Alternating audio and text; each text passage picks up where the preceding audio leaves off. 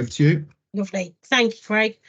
So I just wanted to sort of open the session of thinking about what is a carer. So a carer can be any of us. And I know that we've got carers within my team. I know there's an unpaid carer on this call as well. So just thinking about the definitions of unpaid carers, if you put unpaid carer into any search engine, you're going to come up with a myriad of different definitions. But generally, it's someone who's caring for, enabling someone, we tend to use that, to support somebody else. That might be a short-term condition, it could be a long-term condition, mental health, substance misuse, or additional needs. So there's not necessarily got to be a diagnosis. So many carers won't identify with that term carer. So carer generally brings to people's minds about actually supporting someone with their physical care. And a huge substantial portion of unpaid care is not about giving someone physical care. Parent carers are a typical cohort of carers that we support who don't identify as unpaid carers. I'm their parent, of course I care. That's what I do. Husbands and wives, again, classically, well, it's my husband, of course I care. But actually, it's more than that. A couple of bits I always touch on, and we talk about this really regularly in my team. When you're talking about unpaid carers, please don't use the term loved one. You may naturally feel that, of course, they love that person. Of course, that's why they're caring. And for a lot of unpaid carers, I'm going to use that quite broadly. For a lot of unpaid carers, they may not love that person that day. They may not love that person at all. They're there through a sense of duty. And we've spoken to many, many carers over the years who have literally said, I left it too late to go. I left it too late. I didn't see this coming. Which leads me really on to caring situations don't generally happen overnight. They creep up on people. A classic one we tend to use is no one ever tells you you're going to become a parent for your parents. And it's a classic one. You start seeing those things creeping in as our parents get older and a little bit more support, and not necessarily going round every day, but even, classically I use with my mum, I'll just check if she's been on her messenger. Not that I'm spying on my mum, but I know if she's been on a messenger, she's up, she's moving around, she's okay. So there's those little things that unpaid carers will do. I don't class myself as an unpaid carer. My team tell me I am, but I don't. But they're just the general things we would always say, please bear in mind, is caring does not necessarily happen overnight. It may happen overnight, and it doesn't mean it's a permanent situation for that person being an unpaid carer. It could be, and particularly as we come through the pandemic, long COVID, people become carers overnight, but aren't necessarily going to be carers in 2 years' time when someone's got more used to their condition or more able to manage themselves. I've said about not supporting people, things.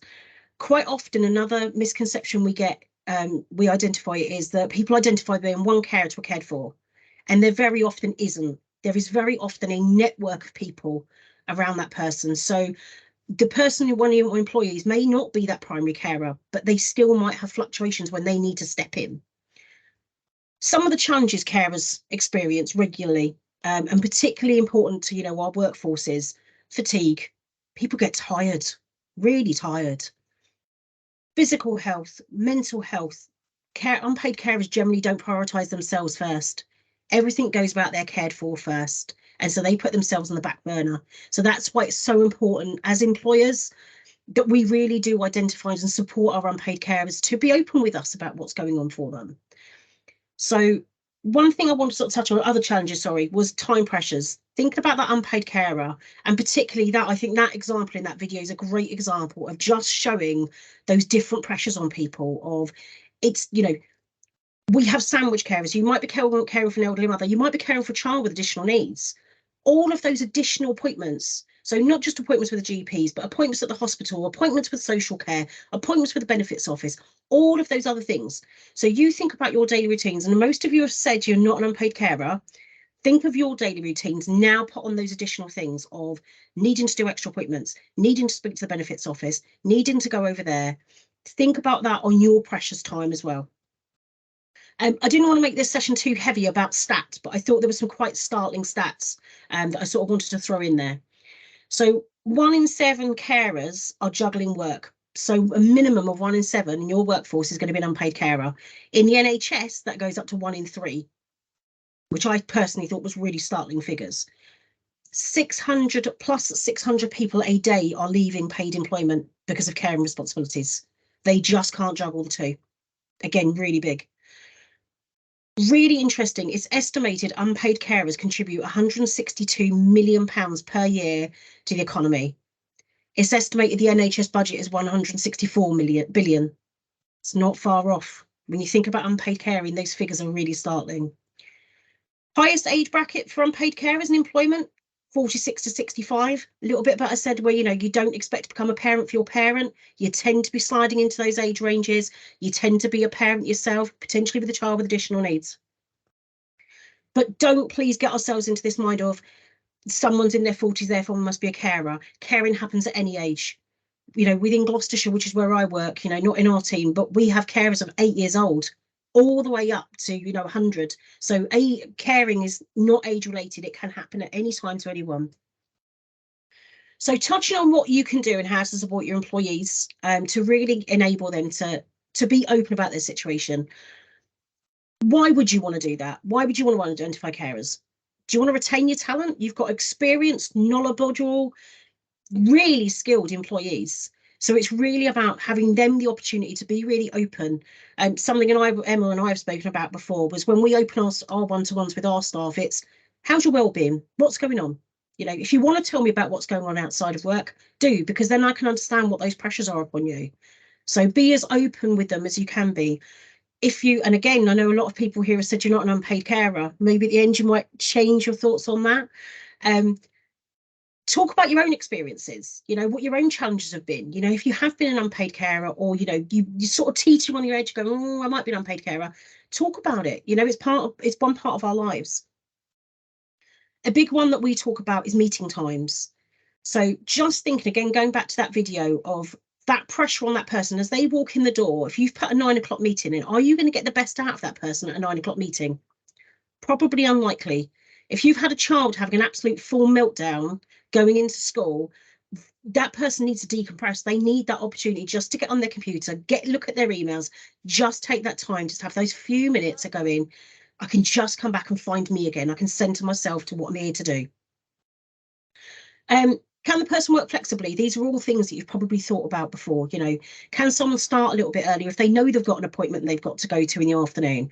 Can they start a little bit earlier? Could they finish a little bit later? Just thinking about what opportunities you've got in regard to working remotely. Do you have an employer assistance program? So caring situations fluctuate massively. If you think of mental health classically, someone's cared for might be really stable for long periods of time and then needs really fluctuate. So that carer might really be intensively supporting that person at that stage.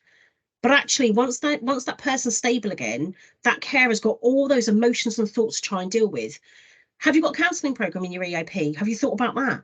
A lot of the EAP projects also have financial advice, really promoting these bits to carers of saying, did you know we've got this for you? If you've already got it in the business, fantastic. It's really just highlighting what you've already got for them. In regard to recruitment, so you want to retain your staff, but naturally we all have turnovers of staff. You may be getting CVs in where someone's had quite a gap in their CV. What skills can unpaid carer bring to you? Time management, resilience, problem solving, communication skills, recognizing the needs of others, prioritization. These are skills unpaid carers come with absolute bounds of. When I say communication, you're thinking they're dealing with the benefits office, they're potentially dealing with their employer, they're dealing with the school, they're dealing with consultants. They are really skilled at adapting to their audience that they're talking to at that time. And what information do they need to give? And no unpaid carer, I can assure you, is going to want to tell their story a million times. They will pick up the salient points they need to give to their audience at that stage. They are incredibly, incredibly skilled. Just a couple of useful links I sort of wanted to highlight on, and I'm conscious I am rocketing through this, but hopefully there's going to be lots of questions, and I think Emma's going to kind of contribute as well. Carers UK, national organisation, have got some really, really useful tools on their website, thinking about your carers who are employees, what you might be able to offer them. So do have a look at that. Even more importantly, if you're a local organisation, think about what's your local carer support service. Have you got information about them? Can you put it on your internal intranets so people know what's there for them? Link in with those services. It's really important. Don't forget, anyone can become a carer at any time, and literally any time. It might happen suddenly. Someone might just go, and I hope through the conversation today, someone might just go, maybe I am an unpaid carer, maybe I haven't been thinking about it. And B, just be aware of changes in people's situations. You know, typically, if we're caring for our parents, has that parent needed to move into a residential accommodation? You know, have our children, if they've got additional needs, have they needed to go into some sort of residential education? How does that make that person feel? You know, again, it's knowing about what's going on in our staff's lives so that we really can appropriately identify and support what those needs might be in them. Emma, I think that might be a point to hand over to you if you don't mind. It will, and I've remembered to take myself off mute, which is really good. Hi, everybody. So I just wanted really to add to Lisa's points, because I am technically an unpaid carer. I have 2 autistic children, but I don't see myself really as an unpaid carer. I'm a parent. It's my job to care for my children. And yet they do have additional needs. They're autistic with additional needs, and that does sometimes impact on work. And I'll tell you really what works for me. So I'll give you probably an example of last Friday, and I'll try not to tear up at this point because it was a stressful day. My son is autistic. He struggles to get into school sometimes, not always. Usually when there's a change at school, a big thing.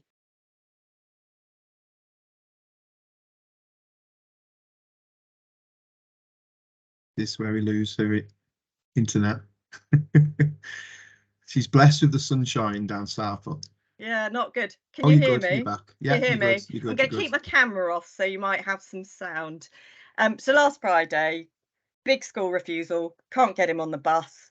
I'm trying to get him out of my car. He's grabbing my car, almost breaking it. I've got the Senko there. The head teacher's watching us in the car park. Takes about 40 minutes of me literally physically pushing my son whilst he's begging me not to go in. So get him in. That's probably, I'm about 9:30 now. And I can get in the car and I can go home. Except for my head is still thinking about the little boy I've just left in a lot of distress. So here's what works for me with those things. Sometimes just having a decompression session with my team, just saying, I've had this happen. Do you mind just picking this up? So it's not just the line manager that can do things. It's also the team around me. Sometimes if I've got a school appointment, I might say to Craig in the team, Craig, are you okay to fly solo on this meeting? I've just got to go. I've got to phone the school. It's those little things. And I think the other point that Lisa made, which was really pertinent, is it's not all of the time. I can go through months of not having any issue at all, no issue at all. But then something will happen. I don't know what it is. It'll just flag up. And then I need additional support. And I think that's the time where I'm really fortunate at People Plus to have a great MD and a great line manager. And I can just say, Andrew, things are a little bit, he's my line manager, things are just feeling a bit pressured at the moment. And it might be something as simple as, you know, I've had a difficult day. Do you want me to get the bid team to proof that for you, Emma? He knows that's not my greatest skill or best loved task. And it's those simple things that work. So I think, you know, just to recap before we go into questions, caring responsibilities can fluctuate, as Lisa has mentioned. It's the emotional toll that will get you. It's not the additional appointments. It is the emotional beating each day for the additional needs and putting yourself last, that sometimes you just need an extra breather. Most of all, I'd say just your team knowing it and making it a culture where it's okay to be an unpaid carer. It's okay to say, you know what, I'm going to have a few issues next week because I've got hospital appointments or whatever. Those flexibilities make a difference. And yes, the 9 o'clock starts. Sometimes it's fine for me. School will be fine. Other times the 9:15 makes it so much easier for me. I'm not stressing, thinking, oh crikey, I'm going to be late. So that's just my perspective, really. Just wanted to add that in. Laura, Craig, is there anything before we open up to questions that you wanted to add in? I think for me, I just wanted to add in around the work that Lisa, your team do, because I don't think people may know about some council or local authority funded carer support. And just I think just a little bit, if you've got some time, just to talk us through what do you do in the Gosters Carer Hub? How do you help unpaid carers? And what are some of the techniques and things that are, you know, pertinent that you think would be really helpful for people to understand? Yeah, absolutely, Laura. I think the one thing, and I'm sure Emma, thank you, Emma, for your contribution. It was really powerful. I think the one thing that we hear every day is listening, is just listening to somebody, and the importance of someone who's not emotionally involved in the situation, who hasn't got to see what's going on, but can just let off steam. You know, I say to my team every day, if you can put your hand in your heart at the end of the day and say, you've done the best you can, you've let someone listen, you've let someone shout. I had someone ring and said, he's just throwing the fish pie across the room. I can't cope. She cried for 20 minutes and then went, thank you, I can go back and cope again. That's all she needed, was that opportunity. Absolutely. I think Emma used the word decompress, just to decompress and go, someone's going to listen. So important. And we don't value that enough. And I'm always hammering with my team saying, don't underestimate the power of effective listening to somebody. You haven't got to have a solution. What you've got to be is just that listening ear. Emma's nodding, so I am, yeah, it is. agreeing. Sometimes you don't actually want a solution, you just want, well, you just want to vent. Yeah. And for a lot of carers, they don't know what their needs are. As I say, they might not identify themselves as an unpaid carer. So my team are really skilled at talking to that person, what's going on in your life. And typically, and if you talk to unpaid carers, you'll typically very quickly get, this is what's going on with my cared for. And we're very skilled at going, yes, but what's going on with you? Yeah. Come back to you, because that's what we need to know about Doris. But actually, what we need to know is about you, Bob. What are your needs? What are your hopes? What are your aspirations? What are your challenges? And really bringing it back to that individual about what their needs are. So classically, it will be straight to my cared for needs. Yeah, but we're here for you. It's interesting, that language as well, you know, the cared for piece is, you know, there tends to be a lot of support available for those who are experiencing the problem directly, but actually what your service does is to provide the support for those who are supporting and who are the cared for. And I think from coming and spending time with you guys over the years, it's the helping people to recognise they are. That is the first challenge you have to do, and the biggest thing is going, this is, so it's raising awareness, helping people to self-identify, but also helping others to go, did you know you might be able to get some support here? Absolutely. And it's not necessarily about the financial support. Yes, there are elements of making sure that people are getting the right benefits. You know, for a lot of people that are in work, carers allowance is not even going to be applicable. It's not even a thought that's in their heads. But there are other things that we talk about. So council tax reductions and making sure the person with the care needs is getting all the benefits. Then we often get confusion with attendance allowance. If you hear the word attendance allowance, people think I'm getting some support, therefore, you know, that goes to my person who's getting with the care needs. No, attendance allowance is the person with the care needs getting it. So they get the attendance allowance because they need some support. And it's a big word that we use. We tend to, and we've used a lot of our marketing away from using the word carer. So are you supporting somebody? Are you enabling somebody to live their best life? Because it really does make a difference to people. You know, when you're saying carer, people immediately go, care worker, I'm over there, care worker, you know, doing physical care. Actually, it's not. A huge amount of unpaid caring is the emotional support. It's making sure someone is having their needs met, but bringing it back to the carer. My team are incredibly skilled, and I'm incredibly grateful for my team. So we do all the way raft from being that listening ear all the way up to doing the statutory carers assessments. Any carer who asks or presents as potentially having eligible need is eligible for carers assessment under the Care Act. Some local authorities have delegated those duties to services such as ours. Some have kept them in-house. But it really is an opportunity. And whilst it says assessment, and we try to talk to as carers every day, is, yes, it is an assessment, but it's not an assessment of your ability to care. It's an assessment of what your needs are. It's a conversation. So it's not a list of questions you go, yes, no, yes, no, yes, no. It's, tell me a little bit about your life. As I said, you know, what are your hobbies? Are you able to maintain relationships? Can you keep a habitable home? So all those things. Can you go to work? Do you want to go to work? Is that what a barrier is? And then looking at those needs, and then how do we try and meet those needs? How do we, and a big thing we do, and Laura may touch on it as well, is about empowering people. So one of the programs that we've started in collaboration with our carers feedback is Be Empowered. And it's really about giving carers the skills. There will always be some level of statutory service. It's a legislative right for carers to have a service available to them. How that will look in the future, we don't know. So the best thing we can do is empower our carers to have the tools themselves so they can go out and make those challenges, feel confident when they need to speak to professionals, be really centered and saying it's not selfish to say I've got my own needs. It's not selfish to say that I need to put my headphones on and I need to have a break for 10 minutes. There's nothing wrong with that. I do a huge raft of things we do. We have daily different physical exercise sessions. So we have Shibashi Qigong, and we have Tai Chi, and we have yoga, which generally are virtual. But again, it gives, and for a lot of our carers, they actually do it with their cared fors. And we've, you know, particularly during the pandemic where we had people on Zoom and people going, my cared for just loves the fact they get to hear different voices and different accents and people laughing, and how important that is to actually, if we can really engage with that carer and their well-being as well, the ability to care for their cared for will be better. And that's really important. That's a really important point. It's a really, really important one. And us not forgetting, you know, we've got an example, and I'm waiting for the video to come out, where someone said their cared for now goes to a day centre. They was like, no, they're not going to go to an activity centre. It's not going to happen. Day centres of old are, everyone sits around in a chair and, you know, just sleep for the rest of the day. That's not what services are like anymore, thankfully. And what that lady said, well, I get my husband back for a day. He goes to the club in the morning. I get my time for myself to do the cleaning or the cooking or the washing or haircut, whatever it may be. And he comes back at the end of the day and he's engaged. He's alighted, you know, he's lit back up. He wants to talk about what's happened in his day. And she goes, and then it goes back to normal. For then 6 days, I've lost him again. You know, and that's really sad.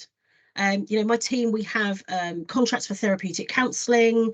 We have an emergency scheme. Contingency planning is a big one for carers. What happens if? And again, in regard to employment, you know, talking to your carers about, you know, being really open, you know, we understand you're a carer. We understand things are happening for you. What would happen if that happened? You know, being aware of it, saying, you know, mum's been rushed into hospital. If you've got that pre-notice of someone being an unpaid carer, you can sort of expect those things might happen.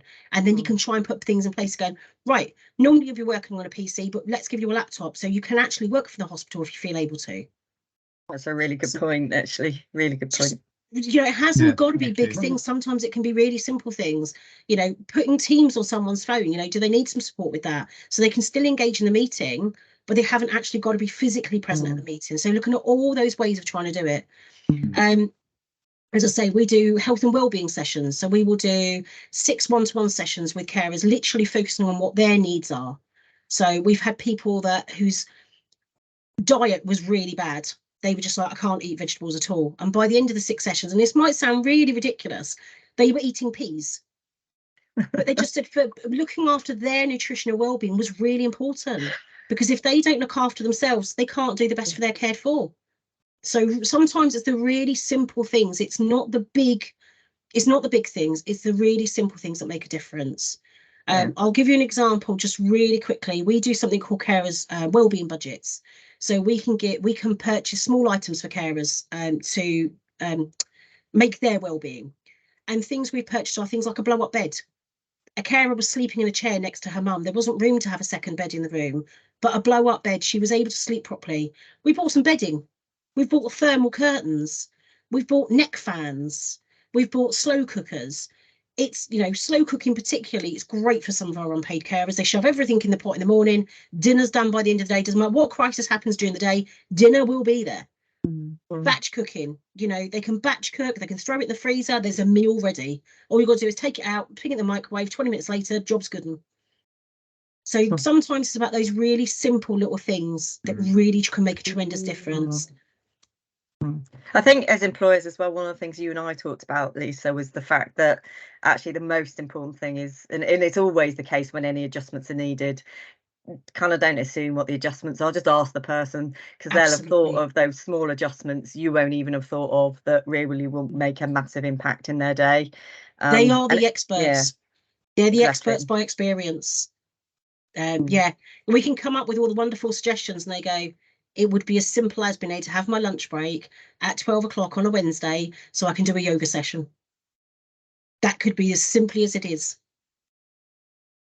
And as employers, it's really interesting. I think it was not our last meeting, the meeting before, when we actually mentioned this stat, and it really, the whole room, you know, everyone really kind of hadn't appreciated the amount of people. This is kind of a hidden hidden group, I think, within some of the more traditional strategies that HR or businesses may consider to support within their environment. And there is a number of things, hence why we've put the Lunch and Learn session on with Lisa. But Lisa mentioned the Be Empowered programme, and it's a number of different topics around setting boundaries and building resilience as a carer,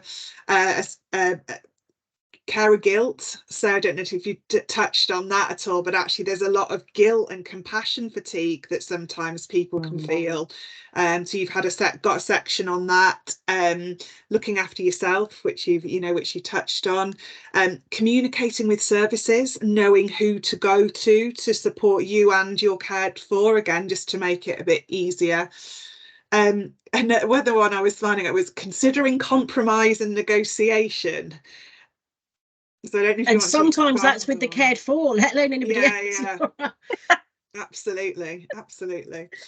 Planning hospital care and discharge, technology and services to support, and then your rights as a carer. So you've been developing this programme to support people, and what we're going to do is, well, it's in production at the minute, is turn it into an e-learning programme that we can share access opportunities to with the group. So it's an opportunity, I guess, will include things like the video at the front, which helps people to sort of understand and recognise it, and then goes through those different modules to help people understand what they can do. So that's some of the activity this group does, is it helps to recognise a challenge, and then, well, actually, if there's no support, what can we do to help to give you that support? I think one of the other things we are doing as a group, again, and this is probably a call for anyone who wants to kind of support, is put together the employer toolkit. So we'll be using kind of existing resources, as we mentioned at the last meeting, but kind of co-designing it with those employers that want to be part of the steering group. So anyone that does, please kind of, either say in the chat or help. But it's things like having, carer friendly policies in place, which I know that Carers UK has got, has done quite a lot of work around. It's things like having a dedicated contact for carers in your organisation. It doesn't have to be their full-time job, but just somebody that they can go to if there are kind of challenges or mediation with line managers. There are all sorts of things that you can do as a business, and what we intend to do. This is really just a kind of, I suppose, a way of bringing us all together, and kind of showcasing some of the things that carers might experience. But the toolkit, we're really hoping will be something we can all use. Thanks, Shirley. That would be great. We'll definitely be in touch. I'd like to pause now just for a second. What we're going to do now is we are going to reach out to Lisa for questions. So, like I said, we'll use the raise the hand function. I've got a question as well. But please, yeah, let's go for it. And like I say at the start, no question is a silly question. And absolutely think about it from an employee point of view, or it could be a colleague's point of view, whatever point of view you want to take to this. So yeah, I'm open to questions now to Lisa. And if I don't see a flurry of hands, I've got one. Am I seeing any?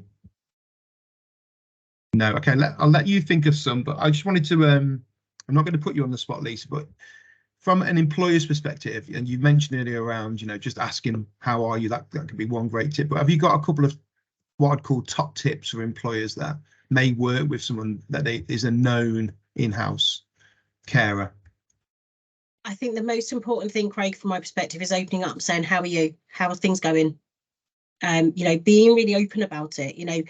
By the nature of what we do in the Carers Hub, we're very open to talk about caring, but it hasn't got to be about caring. If people want to talk a little bit about what's going on in their lives, you can really understand what those pressures are for people, and you can understand what they maybe are bringing into work, what they're trying to park at the door, what they might not be able to park at the door. And particularly caring is one of those things that's incredibly hard to park because the nature of it. I don't know, Emma, I think you would agree with in regard to being open and talking about it. I think that's the most important thing, because it allows me to say, you're right about the guilt. You're at work, you are expected to just be a parent because that's your job. How do you say to your boss, you know what, I've been stuck at the school gate, or, you know, my son has had a 3-hour meltdown last night. My head is just, I'm feeling my head's pounding today. And, you know, for me, I'm quite fortunate that I've got a husband who looks after my children. So I do have a lot more support. I am very conscious there are many people in my position that don't have that level of support. So it is that, are you okay? What's going on? Or just being able to say, do you know what, actually, I'm not going to be able to get through all of this today. Might be able to tomorrow, because tomorrow is a different day. And particularly with autism, it fluctuates. You know, it's often called the tides of autism, goes up and down. So I can have months where, you know, life is normal, and then you hit the barriers and think, you know, we need the kind of harness and seatbelt on here. So yeah, that's definitely it. I also had a question, but more for the audience, actually, because one of the things we are very keen to do is find out what is helpful to employers. So there's a lot of interest in this. What's the one thing when we put the toolkit together, or these kind of sessions, that you think, I would really love to get that out of it? I'm looking at Matthew just because he's on the top of my screen. Sorry, Matthew.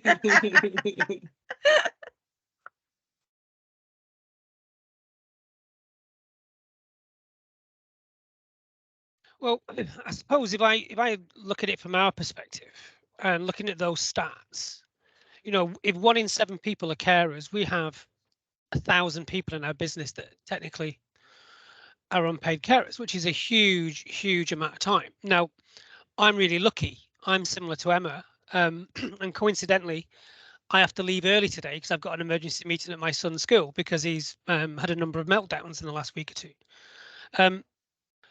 So for me, I don't know whether this is right or not, but it's almost educating our workforce to say, right, well, and then capturing that data so we can actually put things in place. So it's, how do we go about that? I mean, obviously we're a large organization, we've got thousands of people. And as we've seen today, most people would tick no. Yeah. So they would be completely unaware. But we need to do we have to identify the people first, or do we educate absolutely everyone within the business and then have our kind of employer toolkit in the background to offer that support? What do you think, Lisa?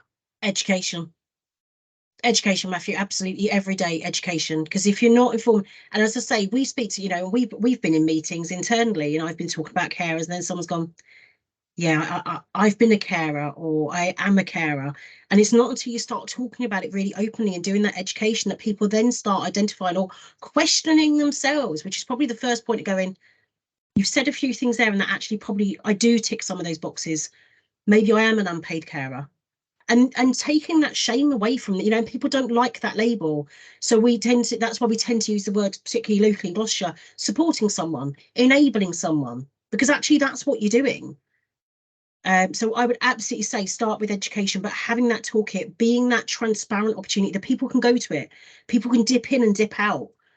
You know, that's the really important bit, is that people have got things to their fingertips, and just feeling that if they do say, I'm an unpaid carer, and someone's going to go back and recoil in horror and go, well, maybe you're going to ask for lots of time off. And, you know, actually sometimes, as Emma says, sometimes it's the really simple things that about just being able to say, I've had a really difficult morning, or I'm really sorry, but I'm going to have to leave today a little bit earlier. You know, within my team, I've got a number of carers within my team, and they know if they need to move an appointment with me, they move it. It's fine. It's sort of an unspoken thing of, it's absolutely fine. You don't need to explain to me, because I understand a little bit about what's going on in your life. So don't feel that you have to come and explain everything in detail. It's, you're okay. I understand why that's the situation. I think one of the things that we've done is to just go out as a blanket. We want to do more to support the unpaid carers in our workforce, and we'd love for you to come into a group so that we can understand more how we can help you. So actually you're kind of giving people not they have to, not the only chance that they get to nominate themselves, but actually those that feel comfortable to become champions of it, to sort of inform, well, what are the things that might make a difference, and give you some solutions.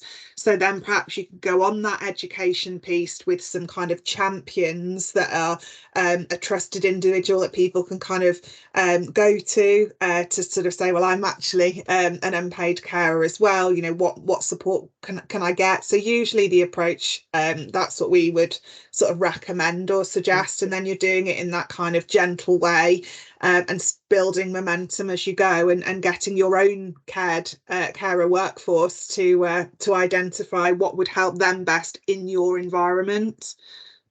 And those great opportunities that we have every year. So we have Carers Week, we have Carers Rights Day. They're great opportunities if you have internal newsletters, really flagging and identifying, saying, did you know it's Carers Week? You know, are you, you know, have you got an internal support group?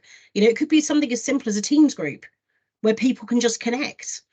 You know, sometimes it's not the big, as Emma said, sometimes it's not the big things, and our carers are the experts. Our carers will be the ones who say, don't have meetings at 9 o'clock, it just doesn't work. They were the ones who really open up about that and be honest about it. Oh, Matthew's got his hand up. So yeah, go for it, Matt. with an organisation like ours, you know, we have sites all the way from Aberdeen to St Ives. We'd probably have to do it on a local level, wouldn't we, in terms of the resources available, local support organisations, or is there a national? So you've got two there, Matthew. You've got Carers UK national, you've got Carers Trust national. Most carers organisations, except the local authorities, will be affiliated to one of those. So they'll either be affiliated to the Carers Trust or they'll be affiliated to Carers UK. And both of them have got really good search engines on in regard to localised support in those areas. So again, it can sometimes be a postcode difference. I won't get into the technicalities of the Care Act in regard to carer support because it does get a little technical. But most carers units, you know, they are local within those areas. A lot of stuff's online as well. You know, we have to, and it's something I challenge my team every day about, is thinking about the demographics of our carers. You know, yes, we have an older population who are on unpaid carers by the nature of conditions that tend to happen at older age, the dementias and such like.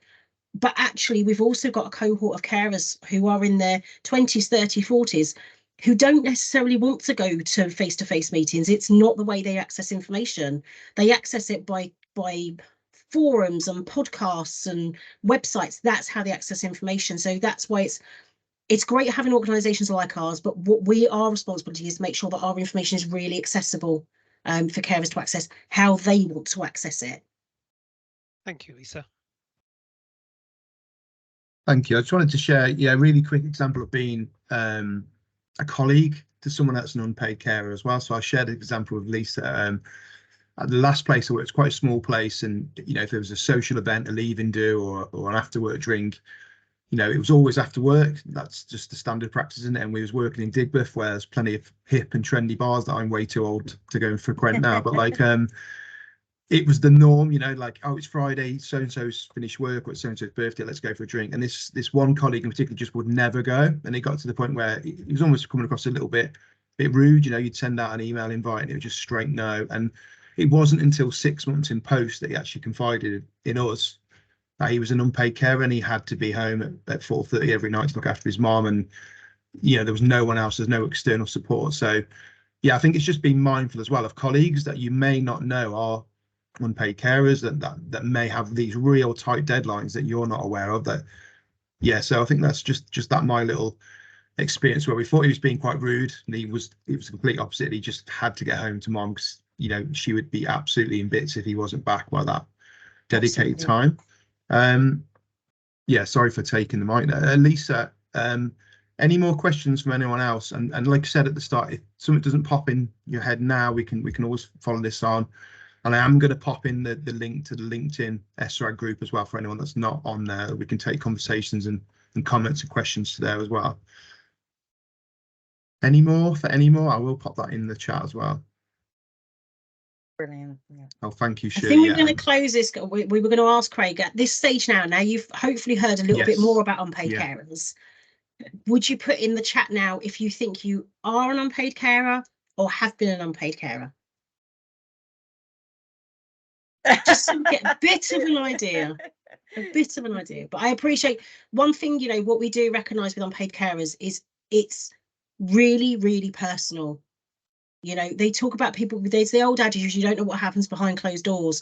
And a lot of carers feel like that. They don't necessarily want to open up about it, but if we can open up and be really open, you know, and I talk to my team every day, because what we do is the nature of what our business is, you know, in regard to the Carers Hub, is just being open about it and saying, you know, we understand that caring is just potentially a facet of someone's life. Being a parent, you know, having elderly parents, they're all facets of our lives, and all of that, you know, brings into our employment, it brings us different skills. Yeah, I'm like Matt with the yes, I think that on reflection, like Emma, I've got children, got 5 children, I've got way too many children actually. But and if the phone rings at school, I'm the person that is going to get them and stuff like that, because I'm fortunate to work from home. So yeah, I'm a carer. And I think just you know, there was and it's really interesting actually Quite a seeing more few yeses people coming in. there, I'm really yeah. pleased that Right, hopefully people, you know, are right, you know, questioning yourself. That's the big thing. Question yourself. Would you say you're an unpaid carer? Are you supporting someone? That's the bit. Are you making sure that someone's got the milk in the fridge? Have they got their medications? You know, it's not an everyday, it doesn't necessarily be an everyday thing. You know, I probably see my mum, bless her, except for today looking after my dogs, you know, once a week.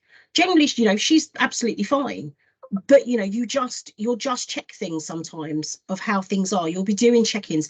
Mental health is a really big one, where people will be checking in quite regularly with people, and then there might just be a crisis situation that gets resolved, and then everything, you know, is balanced again, and people can find that balance.